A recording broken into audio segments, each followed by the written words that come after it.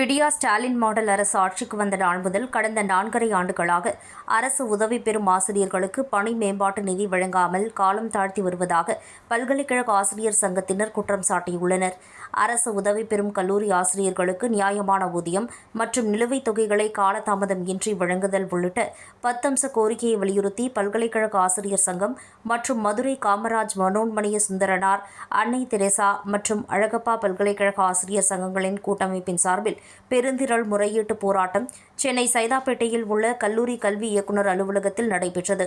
தமிழகம் முழுவதும் உள்ள அனைத்து உதவி பெறும் கல்லூரி ஆசிரியர்களின் சங்கங்களான AUT மூட்டா கூட்டமைப்பின் சார்பில் சென்னை சைதாப்பேட்டையில் உள்ள கல்வி இயக்குநர் அலுவலகம் முன்பு பெருந்திரள் முறையீட்டு கூட்டம் சவுந்தரராஜன், சேவியர் செல்வகுமார் தலைமையில் நடைபெற்றது.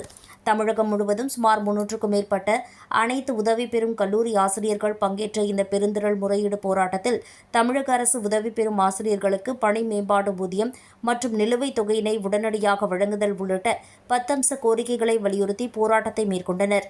UGC நெறிமுறைகளின்படி கல்லூரி ஆசிரியர்களுக்கு MP மற்றும் PhD பட்டத்திற்கான ஊக்கத்தொகையும் வழங்குதல், அரசாணை 5 கொடுக்கப்பட்ட வழிகாட்டல் நெறிமுறைகளை பின்பற்றாமலும் காலம் தாழ்த்தி வருவதை கண்டித்தும் தொடர்ந்து கடந்த 4.5 ஆண்டுகளாக விடியா திமுக அரசிடம் தங்களின் கோரிக்கைகளை வலியுறுத்தி போராடி வருவதாகவும், பலமுறை கல்வித்துறை அமைச்சரையும் செயலாளரையும் சந்தித்து தங்களுடைய கோரிக்கைகளை நிறைவேற்றித்தர வலியுறுத்தியும் இதுவரை எந்த நடவடிக்கையும் எடுக்காததால் தற்போது போராட்டத்தில் இறங்கியுள்ளதாக தெரிவித்தார். தங்களின் நியாயமான கோரிக்கைகளுக்கு அரசு செவி மடுக்காவிட்டால் அடுத்த கட்ட போராட்டங்களை சந்திக்க நேரிடும் என்றும் அப்போது அவர் எச்சரிக்கை விடுத்தார். அனைவருக்கும் வணக்கம்.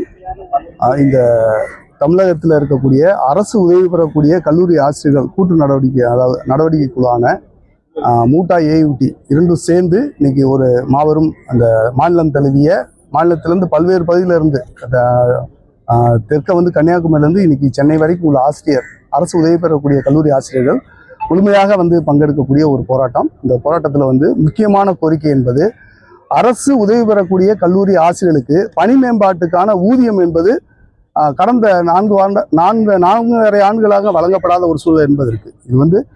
இது இதுக்கு அரசாணையின் 5 என்பது 11/1/2021 நிறைவேற்றப்பட்டு அதற்கு தொடர்ச்சியாக இயக்குநருடைய அலுவலக நடைமுறையும் அறிவிக்கப்பட்டு இன்னைக்கு வரைக்கும் என்ன செய்யல. அந்த தொகை என்பது அரசு உதவி பெறக்கூடிய கல்லூரி ஆசிரியர்களுக்கு இன்றைக்கு வரை கிடைக்கப்பெறாத சூழல்ல தான் இந்த போராட்டம் என்பது நடைபெற்று கொண்டிருக்கிறது.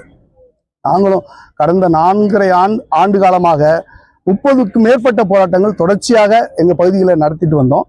அதோட தொடர்ச்சியாக தான், அதோட நீட்சியாக தான் இந்த இடத்துக்கு எங்களுடைய இந்த பெருந்திரள் முறையீடு என்பது நாங்கள் இன்னைக்கு இங்கே வந்திருக்கிறோம். குறிப்பா அரசு கல்லூரி ஆசிரியர்களுக்கு இந்த பணி மேம்பாட்டுக்கான ஊதியம் வழங்கப்பட்டுருச்சு, அதோட நிலுவைத் தொகையும் வழங்கப்பட்டு விட்டது. அதையும் தாண்டி அரசு உதவி பெறக்கூடிய கல்லூரி ஆசிரியர்கள் 2 மண்டலங்கள், அதாவது கோவை மற்றும் திருச்சி, தஞ்சை ஆகிய மண்டலங்கள்ல திருச்சியில கொஞ்சம் பேருக்கும் தஞ்சையில முழுமையாகவும் வழங்கப்பட்டு உள்ள சூழல் என்பது இருக்கு. அதை தாண்டி மீதம் உள்ள 6 மண்டலங்களுக்கு இன்னைக்கு வரை கிடைக்கப்படாத சூழல் என்பதற்கு ஆகவே தான் நாங்கள் என்ன செஞ்சோம், இந்த போராட்டத்தை இயக்குநர் அலுவலகத்துக்கு வந்திருக்கிறோம். குறிப்பா இதுக்கான தொகை என்பது மிக சொற்ப தொகை தான். அதாவது தமிழக அரசாங்கத்துக்கு ஒரு 3000-4000 டீச்சர்ஸுக்கான இந்த தொகை என்பது மொத்தமே 5 கோடி ரூபாய் தான் கூடுதல் செலவினம். ஆல்ரெடி இருக்கக்கூடிய இதுல கூடுதல் செலவினம் 5 கோடி தான். இந்த 5 கோடியை இந்த மாதமே கல்லூரி ஆசிரியருடைய அரசு உதவி பெறக்கூடிய கல்லூரி ஆசிரியர்களுக்கான அந்த பணி மேம்பாடை உடனடியாக வழங்க வேண்டும் என்ற விஷயத்தை மையப்படுத்தி இந்த பெருந்திரள் முறையீடு என்பது இங்கே நடைபெற்று கொண்டிருக்கிறது. அடுத்து அரசு உதவி பெறக்கூடிய அரசு கல்லூரி ஆசிரியர்களுக்கான பல பிரச்சனைகள் இருக்கு. அதாவது MPhil PhDக்கான ஊக்க ஊதியம் இன்னைக்கு வரைக்கும் வழங்கப்படலை. அதே மாதிரி PhD முடிக்காத ஆசிரியருக்கு இணை பேராசிரியர் பதவி என்பது வழங்கப்படாத சூழல் என்பதற்கு அரசு உதவி பெறக்கூடிய கல்லூரி ஆசிரியர்களுக்கு அதாவது பேராசிரியர் என்ற பணி மேம்பாடு என்பது வழங்கப்பட வேண்டியிருக்கு. இந்த கோரிக்கையெல்லாம் நிலுவையில் இருந்த போதிலும் முக்கியமாக அரசு உதவி பெறக்கூடிய கல்லூரி ஆசிரியர்களுக்கு பணி மேம்பாட்டுக்கான ஊதியம் என்பது 4.5 ஆண்டு காலமாக இழுத்தடிக்கப்பட்டுள்ளது. குறிப்பா அரசாணையின் 5/11/2021 நிறைவேற்றப்பட்டதை அந்த நிதித்துறை ஒப்புதலோடு தான் என்ன செஞ்சிருப்பாங்க, அந்த ஜிஓ என்பது நிறைவேற்றிருப்பாங்க. ஆனால் இன்னைக்கு வரைக்கும் என்ன செய்யறாங்க, அந்த ஏதாச்சும் ஒரு காரணம் காட்டி அதை ஸ்லோ டவுன் பண்ணிட்டு இருக்காங்க. அரசு உடனடியாக இதில் தலையீடு செய்து உடனடியாக என்ன செய்யணும், இந்த அரசு உதவி பெறக்கூடிய கல்லூரி ஆசிரியர்களுக்கு பணி மேம்பாட்டுக்கான ஊதியத்தை இம்மாதத்திலே சேர்க்க வேண்டும் என்ற விஷயத்தை கூறி நன்றி. 5 பேரை இதுவரை சந்தித்திருக்கிறோம். உயர்கல்வித்துறை செயலர் 6 முறை மாற்றப்பட்டிருக்கிறார்.